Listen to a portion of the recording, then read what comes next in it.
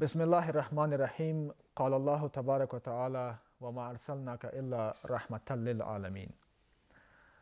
د ملي ټلویزیون معززو کتونکو السلام علیکم و رحمت الله وبرکاته. درود او سلام د اسلام د ستر لارښود، ستر معلم حضرت محمد صلی الله علیه و آله وسلم پاک روح ته. د خلاصون لار د خپرونې معززو لیدونکو، نن په خپرونه کې په هغه شخصیت باندې غږیږو د بشریت د خلاصون او د بشریت د نجات ورکوونکي په هغه شخصیت باندې غږیږو چې د اسلام سرلاری او الله پاک د دې لپاره راولېږه چې بشریت له ګمراهۍ نه راوژغوري، بشریت سمې لارې ته هدایت کړي او سمې لارې ته برابر کړي، د جهالت له دورې نه راوباسي او بالاخره انساني ژوند ته متوجه کړي، الهي احکام ورته بیان کړي او د الله پاک د وحدانیت لارې ته راوبلي. په هغه شخصیت باندې غږیږو. پرته له شکه چې د نن خپرونه هم ځانګړې شوې ده د رسول الله صلی الله علیه وسلم میلاد مبارک ته. درنو کتونکو، تاسو پوهیږئ چې اسلامي نړۍ هر کال د رسول الله صلی الله علیه وسلم میلاد النبی لمانځي او په دې برخه کې باندې څېړنې کیږي، مقالې لیکي علماء کرام، څېړنې کوي، تحقیقات کوي، سیرت النبی صلی الله علیه وسلم بیانوي، رقابتونه کیږي سیرت النبی خپرونو باندې. همدارنګه په مساجدو کې پروګرامونه نیول کیږي، د حکومتونو په سطحه باندې لمانځل کیږي. موږ هم وغوښتل چې په اوسنۍ د خلاصون لار خپرونه کې د رسول الله مبارک صلی الله علیه وسلم په میلاد باندې وغږیږو. دا چې د میلاد هدف څه دی، ولې موږ میلاد النبي لمانځو، مسلمانان باید د دغې لمانځنې نه څه درس واخلي، څه باید وکړي او څه باید لاسته راوړي، څنګه وشي کولی چې د رسول الله صلی الله علیه وسلم په سیرت مبارک باندې ځان پوه کړي، رقابتونه وکړي او د هغه مبارک په لاره باندې لاړ شي. نو بیا هم د خلاصون لار خپرونه کې دروند میلمه لرو او د افغانستان مفتی اعظم شیخ صاحب محمد عزیز الله المظهري د افغانستان د سترې محکمې د دارالافتاء عمومي رئیس را سره په سټوډیو کې دی. جناب شیخ صاحب السلام علیکم، ستړي مه شئ، په خیر راغلی. وعلیکم السلام ورحمت الله وبرکاته. ژوندی اوسئ چې بیا م راغلی او تشریف مو راوړ. نو خپرونه خو همیشه دوام لري جناب شیخ صاحب او ستاسو همکاري موږ سره ده او تل به راسره یاستئ په خپرونه کې. کور و مادان چې راځئ، زحمت وباسئ. جناب شیخ صاحب، د میلاد النبي د لمانځنې نه هدف څه دی؟ په داسې حال کې چې نورې ورځې نه لمانځل کیږي یا د نورو شخصیتونو په اسلام کې له رسول الله مبارک نه وروسته صحابه کرام تیر شوي دي، امامان تیر شوي، نور شخصیتونه تیر شوي، د دوی ورځې نه لمانځل کیږي، اما د رسول الله مبارک میلاد النبي لمانځل کیږي.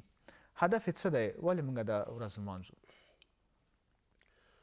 الحمد لأهله والصلاة على أهلها اما بعد. زه خپلو ګرانو هیوادوالو ته او امت مسلمه ته عموما د دغې مبارکې میاشتې په رارسېدلو سره او د نبی کریم صلی الله علیه وسلم فداه ابي و امي د ولادت باسعادت د دې ورځې په رارسېدلو سره ټولو ته مبارکي وایم. الہ العالمین دې د نبی کریم صلی الله علیه وسلم په نقش قدم باندې موږ او تاسو ته د روانېدلو توفیق نصیب کړي. د نبی کریم صلی الله علیه وسلم وجود باجود دا یو عظیم نعمت دې ته ویل کېږي النعمة الکبرى علی العالم. په ټول عالم باندې په ټولو نعمتونو کې لوی نعمت دا وجود باجود د نبی کریم صلی الله علیه وسلم. قرآن عظیم الشان کې الہ العالمین فرمائی اعوذ باللہ من الشیطان الرجیم لقد من الله على المؤمنين اذ بعث فيهم رسولا. جزاک الله. الله په مقام د احسان کې دا ذکر کوي چې په دې مؤمنانو باندې ما یو احسان کړی. دا د الله یو عظیم نعمت دی او د اله العالمین یو لوی انعام دی. او دا چې به موږ او تاسو په دې نعمت باندې برخوردار ګرځولي یو، د اسلام توفیق را کړی او د نبی کریم صلی الله علیه وسلم په امتیانو کې راوستلی یو، نو دا یو عظیم نعمت دی او د دې شکر ویستل چې دا پکار. دقیقاً د نبی کریم صلی الله علیه وسلم بعثت لکه څنګه چې تاسو وویل دا د ټول بشریت د پاره د هدایت مصدر دی او د دنیا او د آخرت کامیابی د نبی کریم صلی الله علیه وسلم په متابعت کې ده. د نبی علیه الصلاۃ والسلام د سیرت د ورځو المنزل یا د ولادت با سعادت په ورځ باندې د مجالسو جوړول د دې اصلي مقصد امدا دی چې زموږ دغه مسلمانان خصوصا ځوانان دا د نبی علیه الصلاۃ والسلام سره تعلق پیدا کړي، د هغه سره مینه پیدا کړي، د هغه د اخلاق او د صورت او د سیرت نه خبر سي او نتیجتاً په همدغې لاره باندې دوی روان سي. دا هغه بنیاد دی چې زموږ او د تاسو د دغو مجالسو اصلي روح دا بیا دغه تشکیلوي. ځکه من احب شیئا اکثر ذکره، چا چې کوم شي سره محبت نو همغه ډېر یادوي. نو کله چې دغسې مجالس جوړ سي، عام سي، په میډیا باندې، په مساجدو کې، په مدارسو کې، په محافلو کې د نبی علیه الصلاۃ والسلام مبارک سیرت او صورت بیان سي، نو دا زموږ ځوان نسل د خپل پیغمبر سره آشنا کوي. دقیقاً. او د دوی په اصلاح کې ډېر زیات رول لوبوي.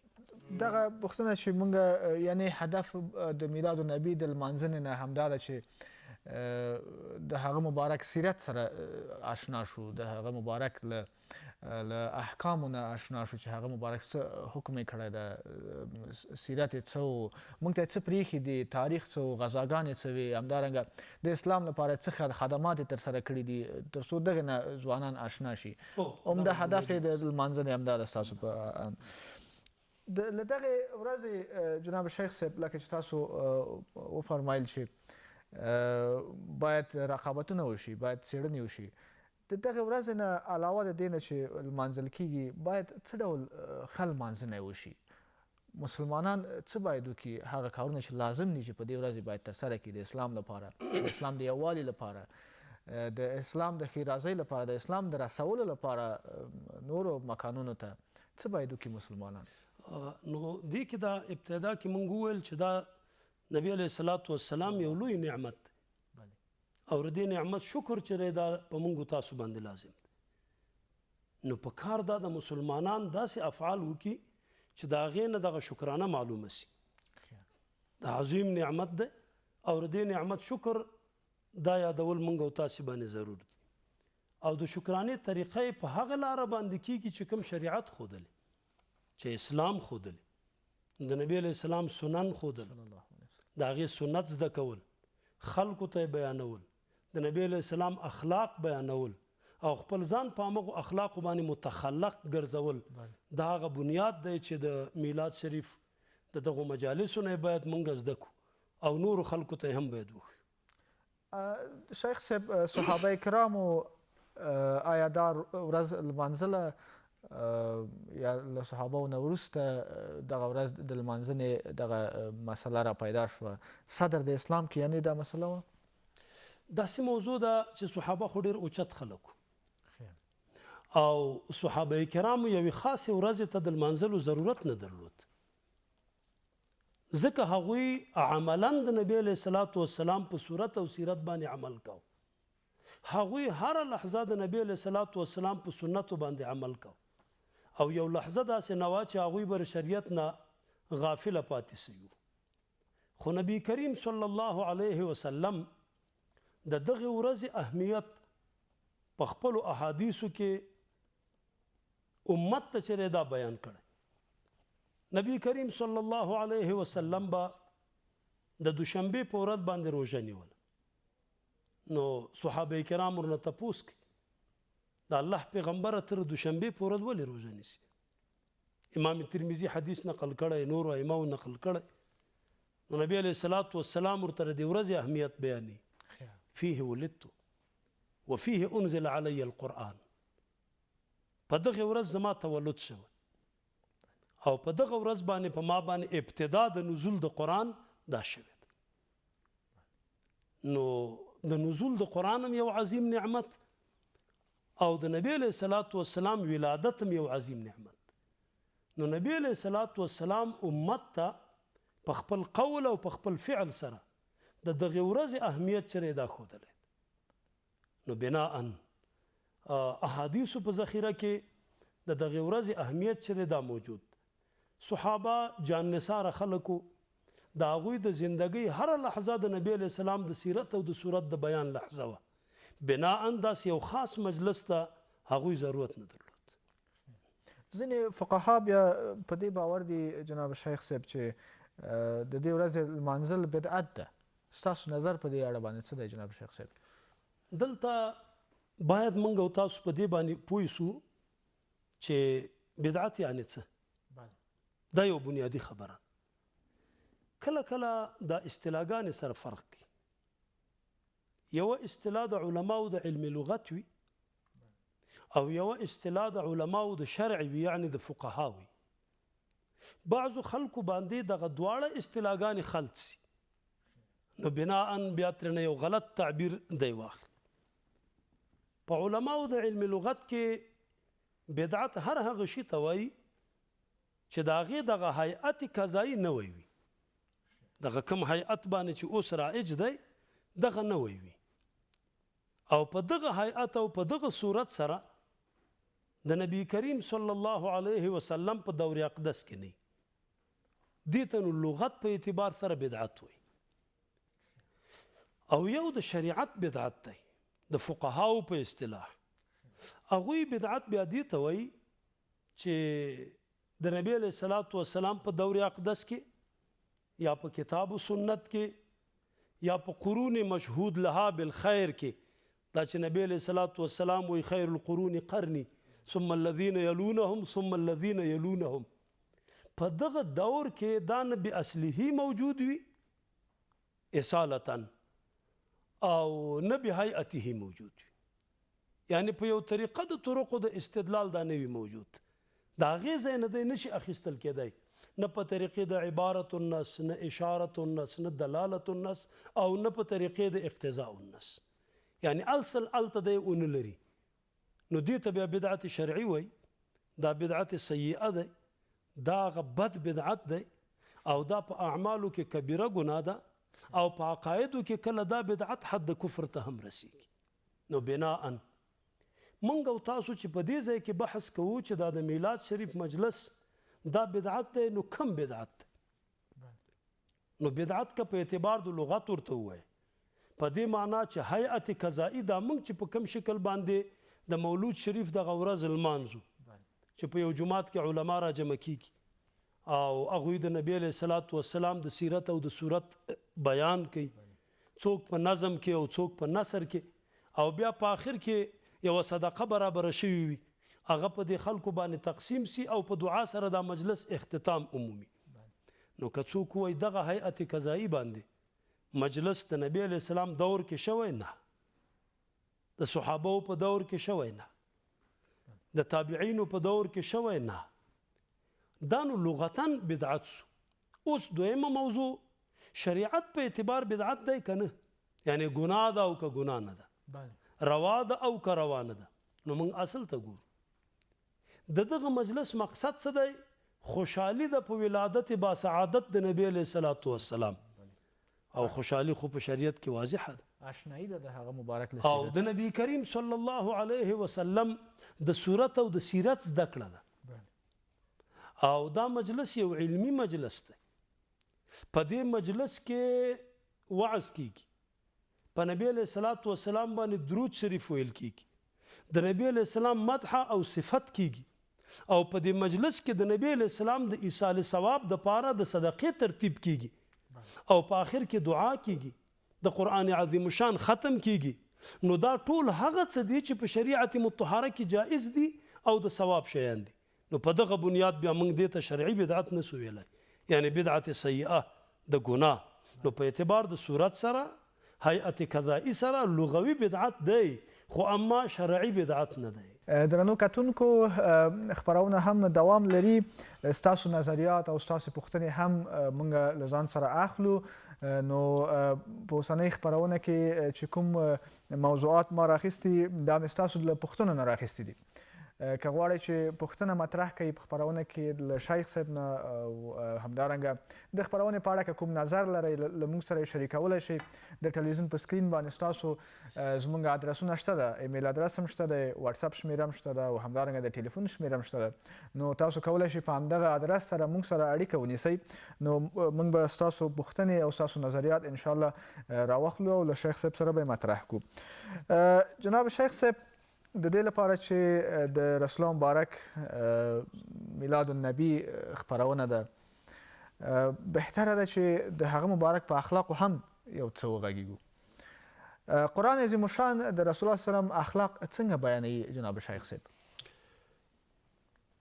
مخکې له دې نه چې زه د نبی کریم صلی الله علیه وسلم د اخلاقو باره کې یو څو خبرې وکړم، د مخکنۍ موضوع په بنیاد باندې چې دا خلک تاسو وویل چې دې ته بدعت وایي، دا کوم علما یا زمونږ ستاسو د اهل سنت والجماعت علما او خواص چې هغوی د دغه محافلو جوړولو اهتمام کوي او خدمت کوي، د هغو ټولو اراده دا ده چې دا محفل او دا مجلس به د منکراتو نه خالي وي، په دې کې به ناروا نه وي.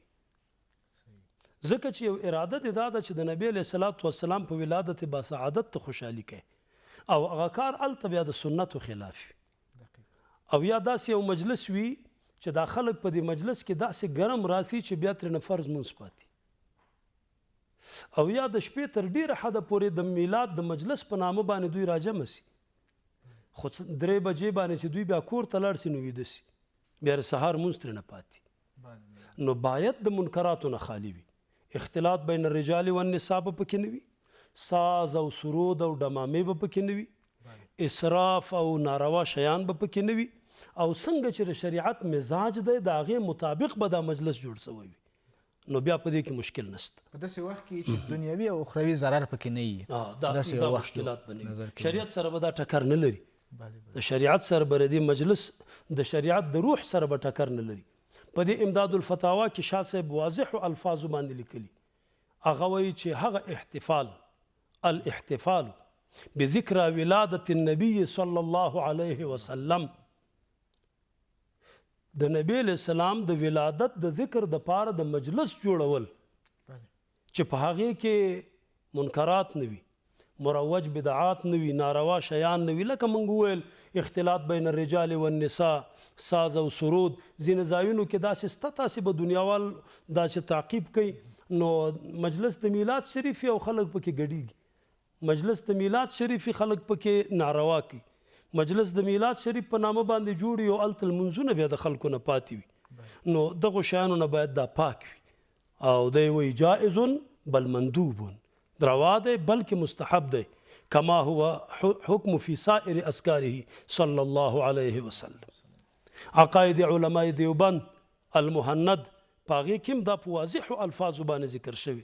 نو بناء زمونږ د خپلو ورونو ته، وطنوالو ته او ملګرو ته، څوک چې زمونږ دا خبرې اوري هغوی ته دغه خبره کوو چې د نبی علیه الصلاة والسلام مبارک د ولادت با سعادت په مناسبت او د هغې په خوشحالۍ چې تاسو کوم مجلس جوړوئ، د منکراتو نه به ځان پکې ساتئ، او هغه به یوازې او یوازې په روا کارونو باندې مشتمل وي، او د هر قسم نارواو نه به دا پاک وي. د نبی کریم صلی الله علیه وسلم اخلاق، نو وای هزار بار بشویم دهن به مشک گلاب، هنوز نام تو گفتن کمال بی ادبی است. د نبی علیه الصلاة والسلام د اخلاق و بیان زمونږ غوندې کمزوري خلک دا نشي کولی. نو لوی خلق هغه دی چې قرآن عظیم الشان کې الله د هغې بیان کړی. الہ العالمین فرمایي اعوذ بالله من الشیطان الرجیم وانک لعلی خلق عظیم. ای پیغمبره یقینا ته په عظیمو اخلاقو باندې د نبی علیه الصلاة والسلام مبارک عظیم اخلاقو. علماء کرام د اخلاقو تقسیم کوي، وایي د اخلاق څو قسمه دي. یو ته دوی اخلاق سیئه وایي، بد اخلاق. یو ته اخلاق حسنه وایي، ښه اخلاق. یو ته اخلاق کریمه وایي، دا د حسنه نم په درجه کې اوچت دي. او یو اخلاق عظیمه دي چې هغه نهایت د خو اخلاقو دي. اخلاق سیئه دي ته وایي چې څوک در سره خم کوي ته بد ورسره وکړي، دا خو بد اخلاق دي. د خو مقابل کې هم ته بد کوي. او اخلاق سیئه دي ته وایي حسنه چې څوک ښه در سره کوي نو ښه ورسره کوي، او که بد در سره کوي نو بیا بد ورسره کوي. او اخلاق کریمه د دې نه هم ښه دي، څوک در سره ښه کوي هم ښه ورسره کوي څو چنده، او چې بد در سره کوي نو بد نه ورسره کوي، او که ښه نه ورسره کوي خو بد هم نه ورسره کوي.